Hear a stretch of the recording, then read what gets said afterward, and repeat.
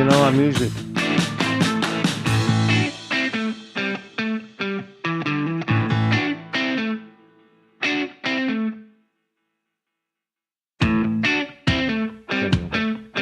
good afternoon, world. It's moments past noon in Waxahachie, Texas, deep in the heart of the Lone Star State. Today is the 12th of November, the dirty dozen of November, and it's the 17th episode of Grit and Good News. We're broadcasting live from this palatial studio. Sam, I like where you repositioned this in a little more prominent spot. Good work. Oh I yeah, hadn't noticed that's that. good. That's good. That's our Yeah. 100-year calendar that we were looking at the other day. But I digress. In the shadows of the Ellis County Courthouse, I'm your co-host, Jeff Lynch, and it gives me great pleasure, pride, and honor to introduce our host, your friend of mine, Scott Brooks. Thank you, bud. Thank you. Terry Beasley said it's after 12. Y'all are late. Blame it on Sammy. That's Sammy's fault. We'll be here at noon. No, I was primping. Anyway, thank you for being here. Thank y'all for joining us on He Instagram. got his hair so good that he put a hat on Yeah, it. I know. I had this beautiful lock of hair. For those of you on Facebook, Twitch, TikTok, and YouTube, thank you for being with us. Jeff and I are here on Grit and Good News every Tuesday and Thursday at noon to 1 o'clock. And we have lots of fun. We hope that you find it interesting and informative and fun. The numbers would suggest that more and more people are watching, particularly later in the evening. But we do this at noon so that we hopefully can reach as many people live as possible. We do take your comments. Good afternoon to you, Terry. We take your comments via the comments section. We also, above the elephant there, you'll see our phone number. You're welcome to call in and we'll take your calls and be delighted to have a conversation with you. Jeff will tell you that number. That number happens to be 972-268-9441. That is 972-268-9441. We said we were going to memorize that for today, and I didn't do it. Talk is cheap. Talk is cheap. Talk is cheap.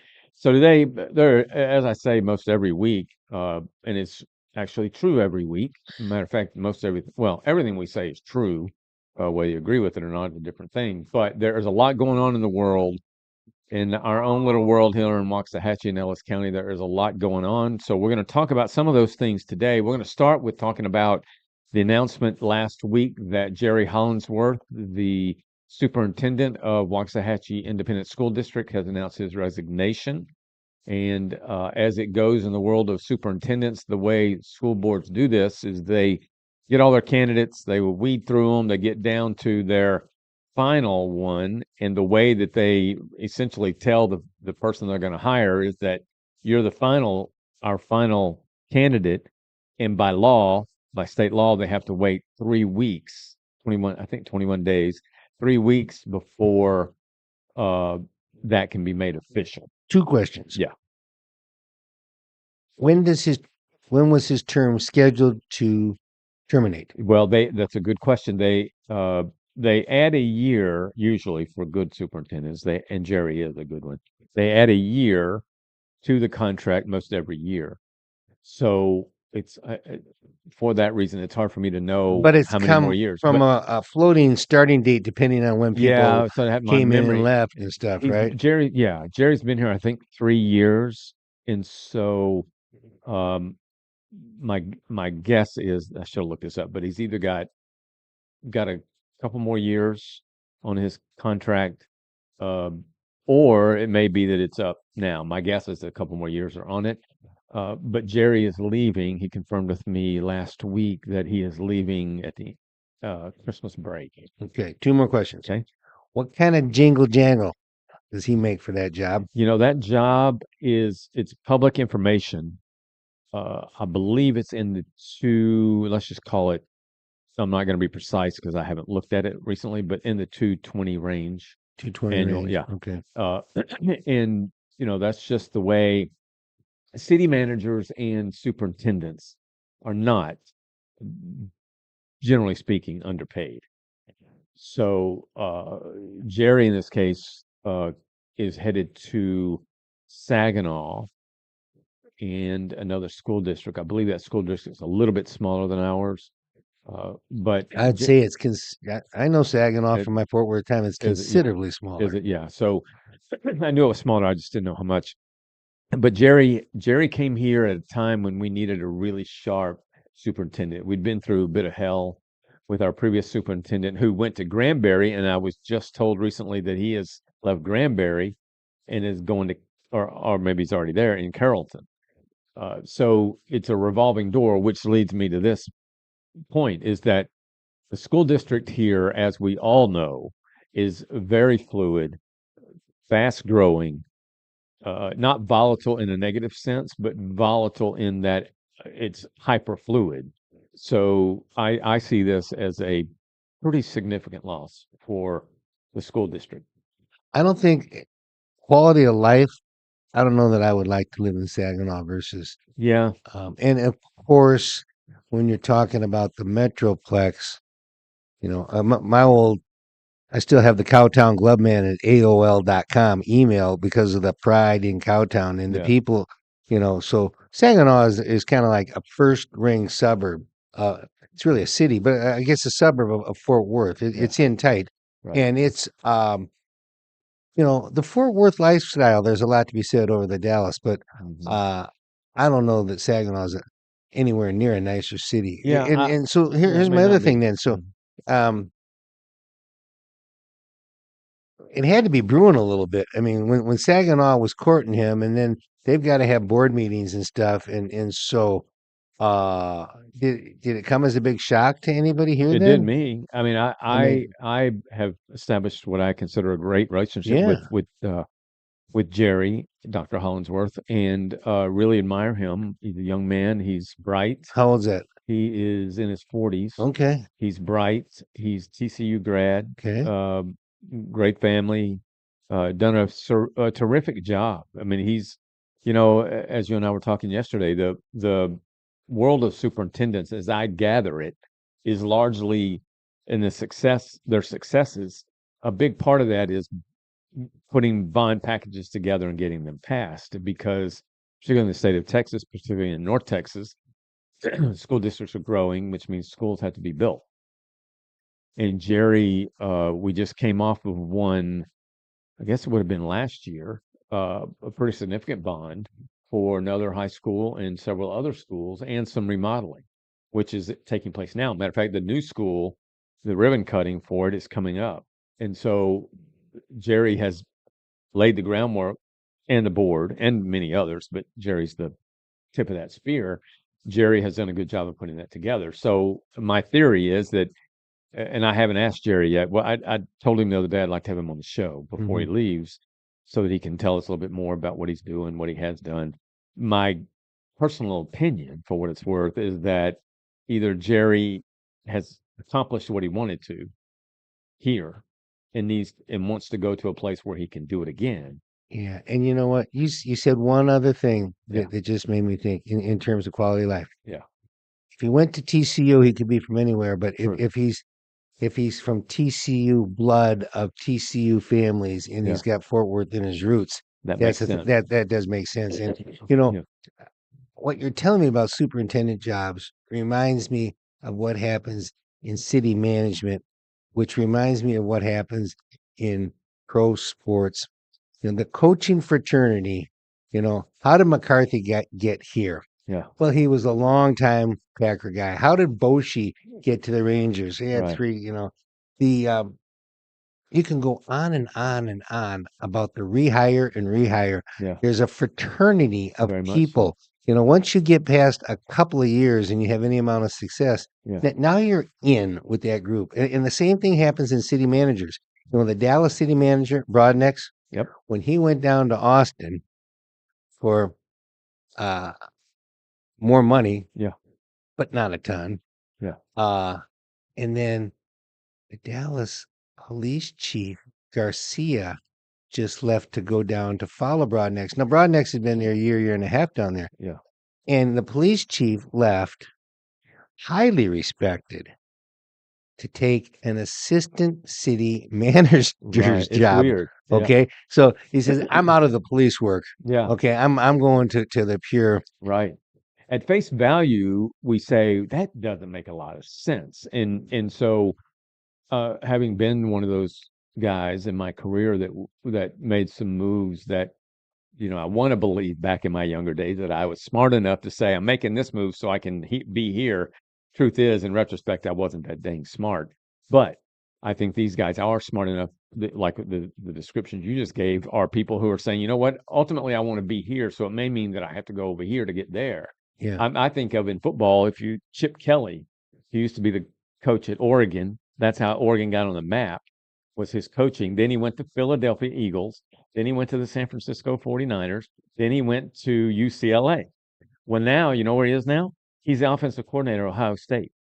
So he was the head coach at all those places, then left UCLA after having done a reasonably good job to become the offensive coordinator at Ohio State. Makes no sense to me whatsoever, but there's something in it. Ron Washington, after his fall here, Yeah. and I guess he went to Atlanta as a bench coach or something. And then he went to Oakland as a third base coach, and now he's back to a head coach job too. So that's another example. I think Jerry is a TCU. I mean, he's proud of that. I don't know if that's where he's from, but he's got kids. One just got married not long ago, and so I moved to Buffalo twice in my life, and people the first time said, "What are you doing?" And the second time they're like, "Really? What are you doing?" And I love the city. I love the people. Sure. I don't love the weather, but you just never know. Embedded in people's souls is a reason why they would want to go to someplace that for you and me looks like that doesn't make any sense. So, Jerry, I doubt he's watching right now. He's got a plate full, but wonderful superintendent, will do a great job in Saginaw. Eagle Pass, I believe, is the school district.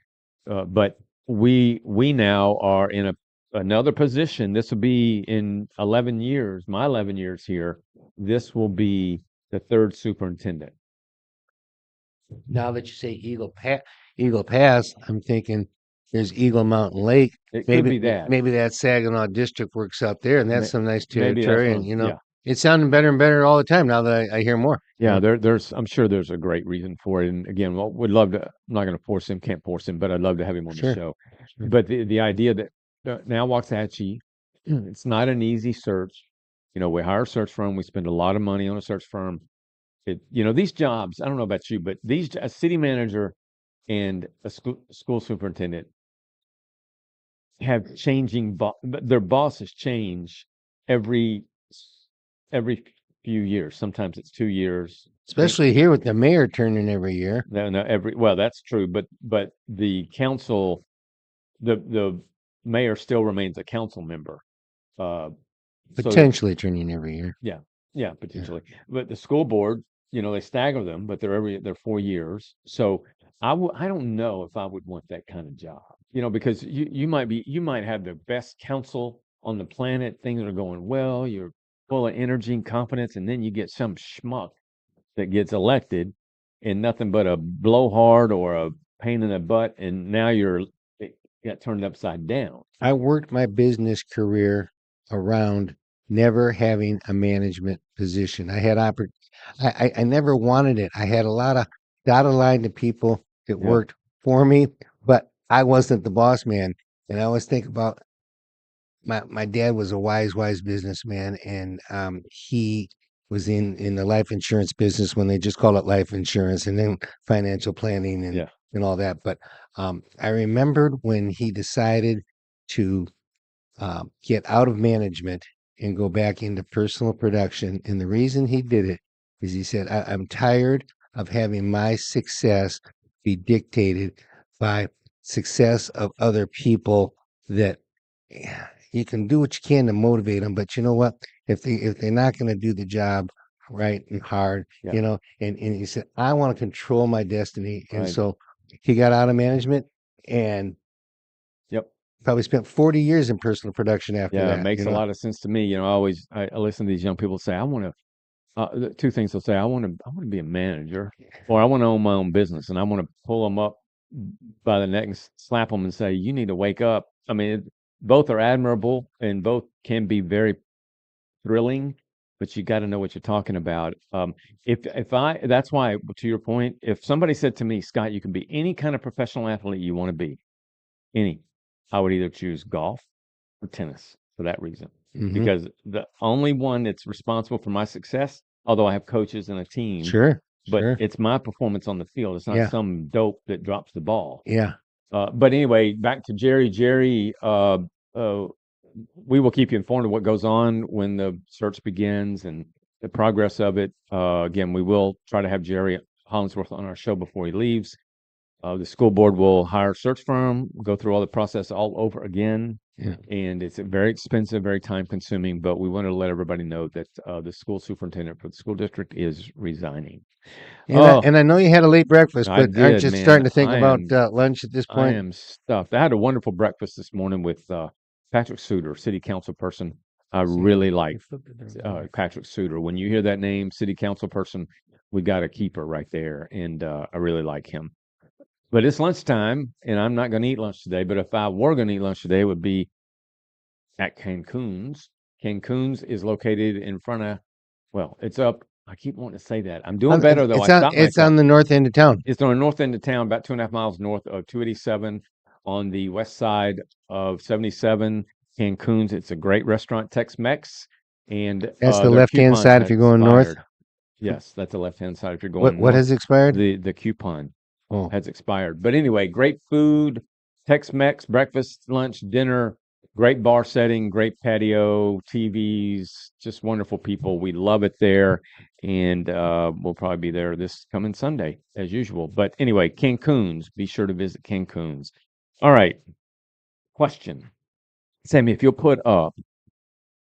put up this map, okay? Please. The map Sammy is going to put up for you. The question for our next segment is America really at post-election now a week? Well, this time last week, we didn't know what we were heading into that night, did we? no siree. And I guarantee you, now I do know that my buddy Doesn't it seem like about a month ago? Yeah, time, I'm telling you. But my buddy Tyrus on Gutfeld, if you ever watch Gutfeld And he wasn't on Fox, last night. no, he's probably on the road because he's a stand-up comic Gotcha. too. But Gutfeld and Vivek Ramaswamy are the only two people I could find on the right who were willing to say before last Tuesday night that this is going to be a, in my word, butt kicking. And particularly Tyrus said this isn't close. It's not. But I bet you the other 98 of 100 people would not have said that it's going to be what it turned out to be, which was a landslide. So if you look at the map on what Depending on how you measure it. yeah, well, true, but it was emphatic. Let's put it that way. So with the map that you see on the screen, see those blue dots? You can read this too, but I'm going to read it. Those are the people who have forced discriminatory diversity, gender ideology, men and women's sports. That's pure misogyny, and that's true. Critical race theory, climate activism, and censorship down our throats made our lives more expensive and complicated. In the red part, those are people who are done with it. So that's the map. Now, Scott, let me ask you a question. Mhm. Are those blue spots a bunch of little towns? Well, no, they're not. No, that was a rhetorical question. Yeah, that is a rhetorical question. Matter of fact, in the state of Texas, if you look at the blue there, so you see where Dallas is, and then you go down, there's 1, 2, 3, 4, there's 6. So just take for a second, cut off the bottom, just put that aside, the very bottom one. The other 5 are Dallas, or the Metroplex, San Antonio, Austin, Houston, and Austin. No, I already said Austin. Dallas, San Antonio, Austin. You got Corpus down there Houston, at the very bottom. And San Antonio. So the big cities in Texas all went blue. What's interesting about that is that all the newspapers in those big cities endorsed Harris. Very interesting. Do you know that Ellis County went, and Waxahachie about the same, went 65% Trump, 35% Harris. And I don't mind saying that the Waxahachie's official newspaper endorsed Trump.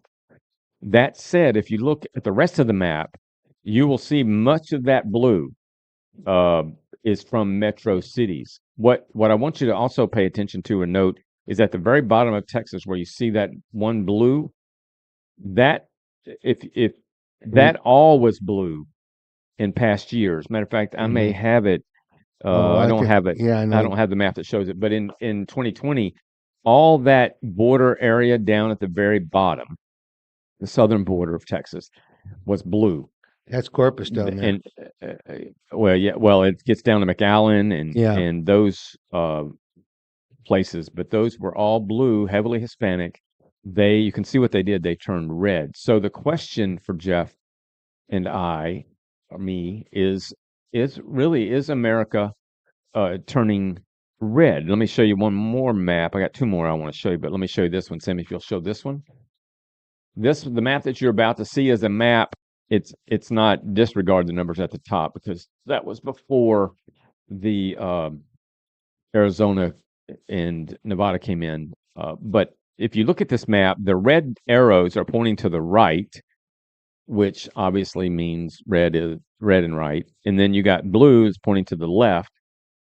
All the red represents a shift in America of red. So either it was blue and turned red, or it was red and more of it turned red as well. So that is the shift in this country of how the country has positioned itself with respect to either Democrat or Republican, conservative or liberal. And then the blue arrows are showing where it shifted more to the blue. So I would say, using those two maps, that we have a strong case for America and the election, obviously, that America seems to be definitely leaning red, if not turning red. Did you find that, Sam? Do you have that map? Or well, I'll talk it through then. Yeah. So, and here's the one that we looked at last week about the state, the the battleground states, and, Right. and those have all gone from, with the exception of Minnesota, blue to and I don't know red. if Minnesota's a battleground state. It might be included, but you have North Carolina, Georgia. Well, it might be next year because it's one of you know how many states went to Kamala? 13. Yeah. But- It's so you got North Carolina, Georgia, Nevada, Arizona, Pennsylvania, Michigan, and Wisconsin. Those are the 7 battleground states. Correct. And all those turned red. And the popular vote, as it stands now, the popular vote went to Trump by 2.2% or 3.3 million votes, which is the flop from last election. And listen closely to what you just said. You know, I think the Republicans, well, first of all, we've got a nation full of happy people who voted for Trump, and we got a nation full of people who were crushed. And those people who were crushed, they're all scurrying around, pointing fingers at each other and blaming each other and whining and crying. And well, how did we ever let this happen? And oh my God, now what's going to happen? And they're crushed. And I'm seeing it on a personal level with people I know and love being very hard on anybody who voted for Trump. So I don't know. 50 to 47, even though it's a big electoral margin. And how many million did you say it is? 3.3. 3.3 million, but how many total votes? 75 to 72. Yeah, so 3 out of 75 is nothing, you know. Yeah. And so we don't have a vast majority of people who went to Trump, even though it looks big because of what he won there. And as the great, you know who they called the big tuna? I know you do. Bill Parcells. Coach of the Giants. Coach of the Cowboys. Super Bowl winner. Yeah. He was a no-nonsense guy. And I'm telling you what, he's one of the only guys that Jerry ever hired since Jimmy that he couldn't really control. Yeah. Those two guys are 2 peas in a pod, Bill and Jimmy. And Bill had some great expressions. And some of them came up when the Cowboys had won a couple early and it looked like they were okay. Yeah. And he says, "Don't be eating the cheese." People go, "What do you mean, don't be eating the cheese?" The mouse that eats the cheese gets fat and complacent. Don't be eating the cheese. Yeah. He said, don't be bringing out the anointing oil. Yeah. And Jeffrey Michael Lynch says, don't hurt your shoulder patting yourself on the back. Right. So it's not, we don't got la la land going on in this country right now. I mean, this election, all it did was change administrations. That's all it did. And the divisiveness that we had before. What did you ask me last week? What would be the first things I would do if I was president? I said, before I'd worry about any policy, I'd work about healing. And you know, I heard Kamala's speech and I thought two things. It was conciliatory, it was unifying, and it sounded, I mean, politicians have speechwriters write speeches all the time. It was those two things that I just said, but it sounded like not one word of it was written by her. Yeah. And she's reading it. She's good at working on that teleprompter. And so it was a conciliatory message. But Which speaks to why, in part, she lost, is because it's all right now. I think the country is in desperate need and desires authenticity, and it just says, just be real. Just in this case, lead this country by putting the country first and be real. So when you think about authenticity or the lack thereof with the Harris campaign, you just said it in her conciliatory speech. It just wasn't authentic. I mean, it was platitudinal, which is typical, but it wasn't, in my view, authentic. And so I would say this, that about taking a victory lap. You know, when the Daily Light endorsed Trump in 2016, we're one of 5 newspapers in America, blah, blah, blah, blah. It would have been, and given the beating that we took, even from locals, even from those on the right who said, "Oh, thanks for making us look like, Elmer Fudd and the hillbilly." We did not then, when Trump won, come back out and say, "Ha ha ha ha ha," or any of that nonsense. We just said, now it's time to get moving. And now I say the same thing. And I believe, correct me if you think, well, not correct me, but tell me if you think I'm wrong. Trump, since last Tuesday, there's been no dancing around, saying, ha, he's ha. not bringing out the anointing oils. He's is not. He? He's not. He's saying, we're getting Yep. down to business now. I'm going to build my cabinet. I'm going to move this country forward, and I'm going to truly let my revenge be success. Now, does that mean that there won't? I mean, he's going to name an attorney general in the next 2 or 3 days. Does that mean that the attorney general, whoever sits in that role, is not going to get after some people that probably deserve to be gotten after? That at face value will appear as though it's revenge, Right. probably, but that does. I mean, I double dog somebody Double dog dare somebody to say to me, "Well, wait a minute, that Hunter Biden's really getting it now, and that's revenge." Well, that's justice. So the difference between justice and revenge, I think, my prayer is that Trump is focused on justice, or letting the attorney general do justice, not revenge.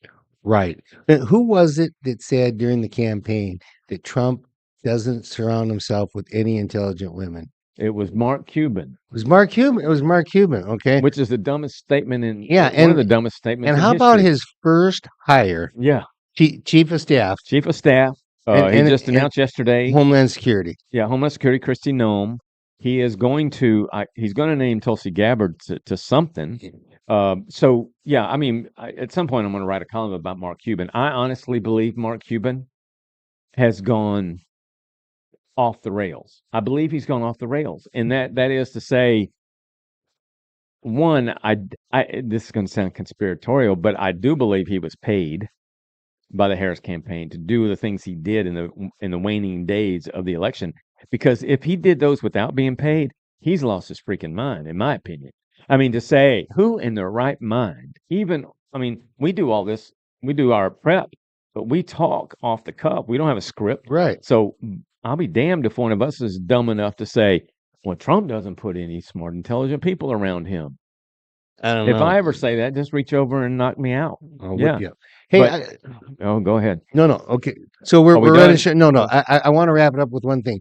We did not do anything to talk about Veterans Day. We didn't. which was yesterday, as many of you know. And um, I have a tradition of contacting every veteran that's in my life. And it's easy for me because Not my me. list is so short, and my dad passed away. It got even shorter. And so when I made the two traditional calls that I always make now that my dad's gone, I thought, but my new next door neighbor was a Marine, and he's a nice guy. He's got a nice wife and two young kids, and they're about late 30s, early 40s, both professional, both successful. Just a great guy to have for my neighbor. Mhm. So I sent him out a little text saying, basically what I just told you. And you're my new veteran to go on the What list. are you comfortable saying this name, or would you rather not? Your Jake. name? Jake? Yeah. Yeah, cool. Jake and his wife Amanda. And Very cool.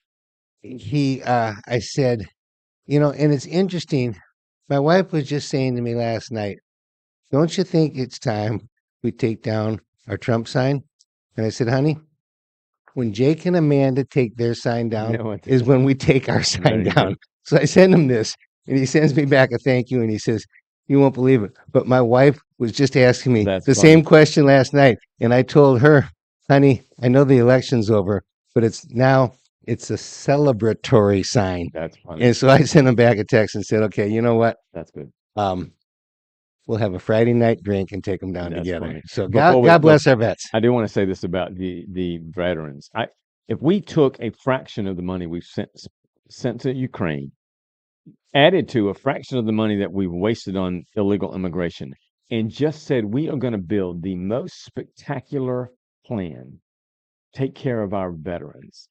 Imagine what we would be doing. We'd say it was a couple of years ago. I wrote a column back then. On the average, 22 veterans a day commit suicide. Imagine what we could do for our veterans if we would just use a little bit of the money. And then my hope is that when old Elon, if it happens, gets a hold of this, I'm going to be responsible for this waste, that we take some of that money and say, we're going to take care of our veterans. We've always heard grumbling about the veterans hospitals not being very that'd be good. awful. Yeah. All right. What you got? Okay, so we're going to talk about our second sponsor, and that is Mr. Rooter, a very fine plumbing company. Excuse me.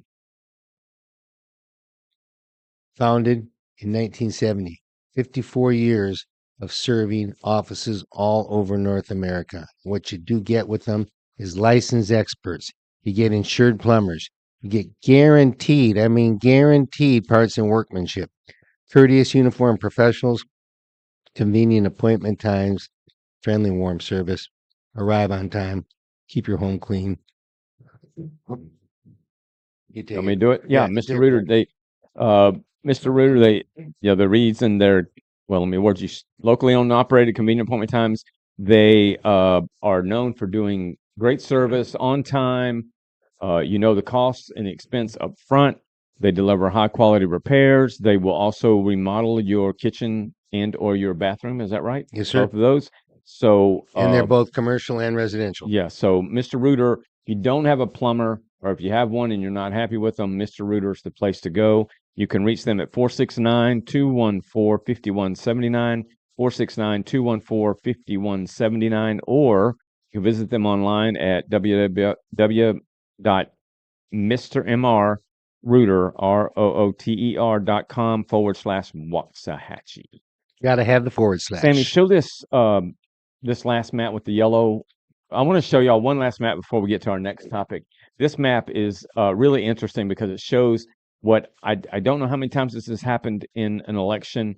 It's very, very, very, very rare. Hey, Rita, thanks for joining us. Very rare. What you see on that, if that yellow circle wasn't around part of Texas and Oklahoma, and you still may not know what I'm going to tell you by looking at it, but if it wasn't there, you wouldn't notice this. But do you notice that Oklahoma is the only state in the country to go 100% Trump? So I think our friends to the north, which most of us don't like when it comes to football, at least from my vantage point, knows its politics. Tornadoes cleared out all the liberals, I think. Yeah, if you want to have something to be fearful of, it's real. It's a tornado, right? The two biggest cities are Oklahoma City and Tulsa, which aren't like on the top 50 cities in the nation, No, they're probably. really So, not. No, you you're know. right. All right. With the school superintendent leaving here and with a lot going on in Austin about school choice and education, and with the next session for the House, or whatever we call it, House and Senate in Texas, on the horizon, January through May, essentially, coming up in just a couple of months. School choice is a hot topic, and school choice really is a hot topic all the time. Now, I will readily say that I thank the good Lord above. My wife and I survived, I don't know how many, too many hellions to count, that are now done with school, except one remaining hellion named Ross. He's a senior at Waxahachie High School. All our kids are beautiful, and but they are hellions even now. Ross is the only one we have left. Jeff doesn't have any kids in school, but you have grandkids. Are they in Mhm. school in the state of Texas? Mhm. Yep. Mhm. So we have a grandchild that's 4 months old, so it'll be a while before he's in school. But this is a big topic, this school choice issue, not just in Texas, but across the country. And to be honest, I have been on both sides of the fence. The side of the fence that says no, I'd rather not have school choice. Although we have sent our kids over the years to private schools and in one case charter school. Uh, I I I want I don't want I don't want public education to be damaged any more than it already has been. On the other hand, I don't want to know that any family, mom and dad, is faced with putting their or forced to have their kids go to a school that's lousy. And we find that all across the country. I mean, some schools in these big cities are awful schools, not teaching kids anything. First of all, I think education when it comes to subjects, we need to be teaching kids life skills and that sort of thing, as opposed to algebra and trigonometry and whatever else that I never used since I left high school. So that's another. Terry says, "Kudos, Oklahoma, boy, you lost your mind." But you're talking about, if you're talking about in politics, Yeah, yes. If you're yeah. talking about in sports, now. But so school choice, I've been on both sides. Right now, I'm just concerned about families that aren't able to put their kids, particularly low income and those with special needs, aren't able to put their kids in schools that are better suited for them. So, oh man, I mean, Waxahachie has a quality school district. I think there are some problems there, but we have some of the best out there teaching our kids. I think the state makes it difficult to really perform at a high level, frankly. But school choice. So, what are your thoughts? Well, I went to a private Catholic grade school. Uh, my parents chose to do that, and they paid tuition. Um, I'm teaching at a private Catholic grade school. Yeah. Those parents choose to do that. Mm-hmm. I'm about to start teaching at Mercy Prep Academy, which is an ecumenical private. Mm-hmm. Um, the tuition is not cheap at any of those. My wife is in a bunco group and a book club group full of old teacher friends. And when any of them hear that I've started teaching, they can't believe I would want to do that, because when Rita taught for over 30 years, as did many of these ladies, and the horror stories of what public education had become. And she was in good, Mm-hmm. I mean, she was at Red Oak. Yeah. That's a good place. Right. Um, but I, I said, I did it because it was something I wanted to try. But the kids I teach are the cream of the crop. Mm-hmm. They're such good kids. And is it because they're at a private school, or is it because they were from quote unquote better families that were able to send them? I don't know. Yeah. It's a tough. I'm not giving you any answers Well, really. no, but it's not. It's not something where. I mean, there are people you say, "Well, are you for school choice or are you not?" They're very definitive and quick to answer you. And I'm sensitive to the fact that my kids are now out of school, and that by God's grace, we were able to put our kids in either wherever we wanted, mostly in public schools. Sammy went 1 year to a private school, Waxahachie Prep. Uh, you know, to the it was expensive, and so it was what I found is that the accountability that we held Sammy to was very, very high because we were going to make sure that we got our money's worth. And that all depended upon Sammy. And it should be the same way with respect to a public school. Yeah. But the truth is that it's one, it's a different environment.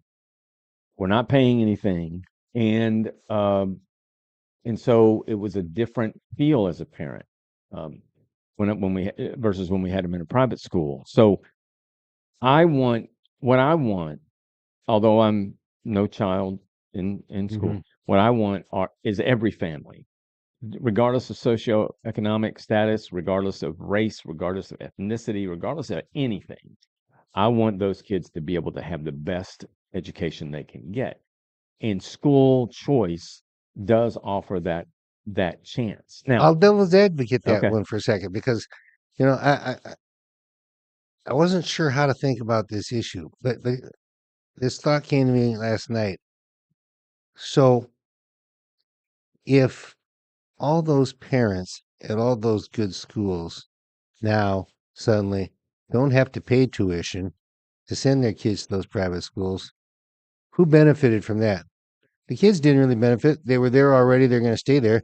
Now the parents benefited, and so that money could be going to public schools. true. Is now taking to subsidize Yeah. private schools that were handling it on their own. That's a major point for those that are in favor of school choice and I'm sorry, in favor of public education. In the state of Texas, which Abbott says that he's now got ready to go. Of course, it's got to go through the processes, but the system under which Abbott wants to have school choice is that it works like this. Private schools also have choice. They can elect to be a part of that program or not. So Waxahachie Prep, by example, could say, don't include us in the options. So they wouldn't be, So the money goes to the school, not to the no, the parent. money goes to the parent. Okay. So 8 to 10 grand would be offered per child, and there are about 50 to 60,000 kids would be funded across the state. You can do the math and say, oh, that's a ton of money. Only accredited private schools may participate. No unaccredited schools are allowed to participate. Every school that does participate must have religious liberty protections and private school autonomy language. And the priorities for Abbott's plan is that it starts with low-income families, families with special needs children, and then all other students as long as the money lasts. So why would a school not want to be on the program? Because Well, they don't want to be under the state's thumb? Well, that could be part of it. The other part of it could be that if you think where when Sammy went to Waxahachie Prep, it was out on Butcher Road, and it was almost makeshift. It was part of a church's gymnasium and their classrooms and that sort of thing. So if Waxahachie Prep in that example said, yeah, we'll be put on the list. I mean, it would be hard not to want to be put on the list. Right. But if Waxahachie Prep at that time got hit with 60 more students, they wouldn't have had a place to put them. So they would have had another whole quagmire on their hands. So if you're a school that is limited, landlocked, is not set up to be able to handle the influx, then I could see where you would, even though it would mean a lot of money, but the state would have, that's money coming from the state. So if I give Sammy some money, not dinner money or date money, but if I gave him some money that said, here, this is to go for this, it better be done right. And I'm going to watch him. So that I think there are a lot of nuances here. And so I just know that when my kids, just like you knew that, felt that I want them to have the best education, and I'll be damned if my kids are stuck in some school where the scores are low, teachers are not performing, it's fights go on all the time, there's violence, there's all kinds of problems.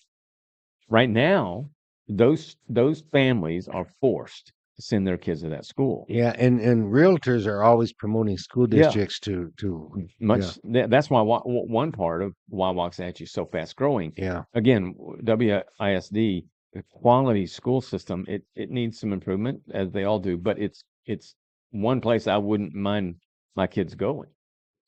So we'll keep you informed about school choice and what's going on in the state of Texas. It's a big deal, and there are billions that are going to be spent here, and it's a volatile issue as well. I know we got to go to our Pier 7 great next sponsor, but are there any Not yet. After your wonderful poem. after my wonderful poem? Okay. So Sammy will start that music. So Sam, start that music. So what were you gonna say though? Well, any indication how the legislature No, is feeling? I don't, because once they go into session, then we'll get a sense. So we're going to track this and make sure that we, both from the Sun standpoint and Grit and Good News, we'll keep you up to date. All right, so let's hear it.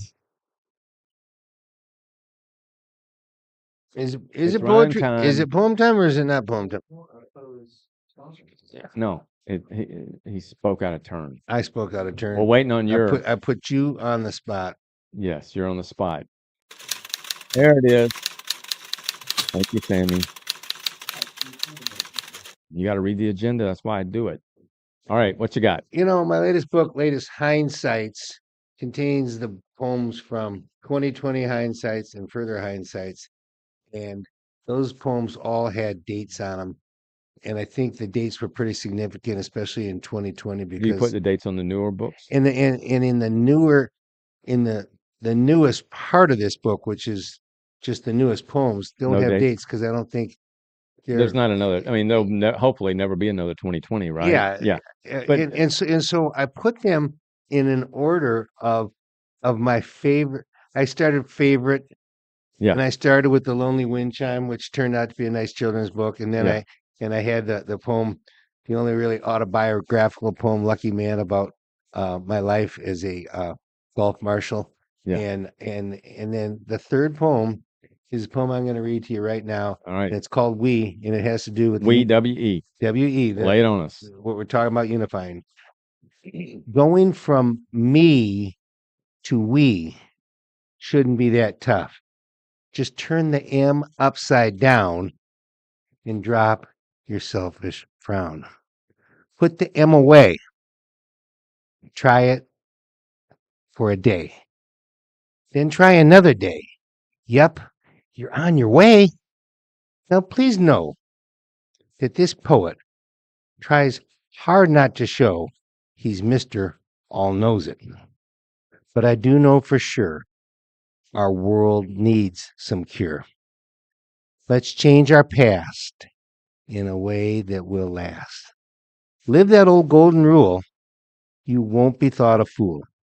Somebody will then feel swell, and you will as well. Very good. Now, was that written in 2020? You just didn't put a date on it. No, that was written in 23, the year I put this book out. Okay. Yeah. So, I again want to say to you all that if you're looking for a really different, cool Christmas gift, there are a couple things that Jeff has here. The book he just showed you, you can purchase it for how much? Do you have a price? $17. Okay, and then your coloring. So that's the book right there in front, right? The $17 one. Yeah. And then the coloring book, which is really cool for not just kids. It can be. My wife loves to color. For $10, Yeah, $10 American, and it's black and white, and it says color my pages, and I do sell it with crayons that have a little sticker on it too. So when you get a book, you get crayons to go with it too. Nice. $10. What Why'd kind you of say it? market Why'd you is say that? American? What would you That's think somebody watching was? No, Is that in euros or That's lira that's or an ruble? expression for cash, but I Oh. take all kind of forms. $10 American is just an expression. For all those that want to send a ruble, let Jeff know. Good. Anyway, it's a wonderful Christmas gift, and the other thing Jeff can do, which I've had done, which I really like, is that if you give him a name or a person, a pet, an event, anything that's special to you that you'd like to give to somebody for any occasion, but right now it's Christmas, Yeah. Jeff can write a poem specific to. You give me 6 that. facts, I'll write you a poem. You'll like How it. long would it normally take for you to do? If somebody called up and said, I want to do that, how long would you say it'll be done? I'll have it done by tomorrow. And you can put it, I mean, they're going to buy it from you, so you can put it in a form in which they can take it and frame it. Sammy, can you reach that? you can take it, they can take it and frame it, right? yeah. So Sammy's going to show you an example, but I just say it because Jeff spends a lot of time. It's a passion of his. He's very good at it, and it's a wonderful. Yeah, there you go. I'll put it in a 5x7 or an 8x10, depending on how big it is. Standard poem 1, 2, 3, 4, 5, 6. I like to go about 6 stanzas and Yeah. 4 lines apiece. Yeah. That fits nicely. That's the poem of Waxahachie, right? Yeah, Yeah, that's a very good one. yeah. So you can reach Jeff at waxahachiesun.com, jeff@waxahachiesun.com, and you can make your order there. But it's really cool. I'm thinking about doing it for those that don't listen to this show in my family that I can buy a nice gift. All right. Pier 7 Seafood and Bar is in Lancaster on I-35 on the east side. It's about 10, 15 minutes. Once you get on the interstate, I don't know where you are, from Waxahachie, you'll be there in 7 minutes, probably, if not sooner. But it's a wonderful restaurant. It's, again, called Pier 7. They have great combos. They have deals where you spend $30, you get $30, you get 12 calamari. You spend $50 American. You spend $50, you get 1 order of egg rolls. You spend $100, you get a free order of shrimp fried rice, and they got drinks, nice ambiance, wonderful people, very nice owner. So if you're interested in great seafood, Pier 7 in Lancaster, we highly recommend it. All right. Is that time of the show where we Today love in to history, have fun? Yep. Sam's got it up there, don't you, Sam? Okay. Yep.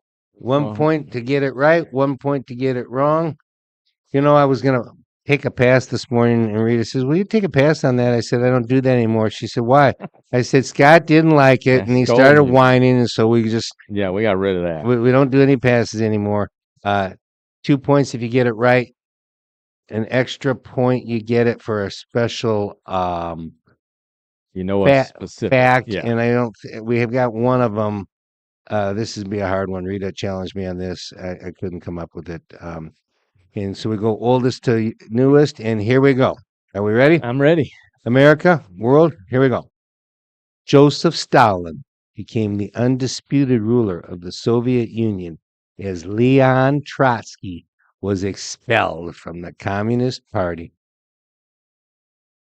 Sammy's got a no guess.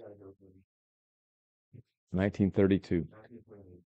1927. You're good with your 32. Good, yeah. Nice going. Off to a good start. Okay. What I'm talking about. I had no. Oh, this is a tough one, but I got it right. Educated guess. The San Francisco Oakland Bay Bridge opened as President Franklin D. Roosevelt pressed a telegraph key in Washington, D.C., and gave the green light to traffic. 1946.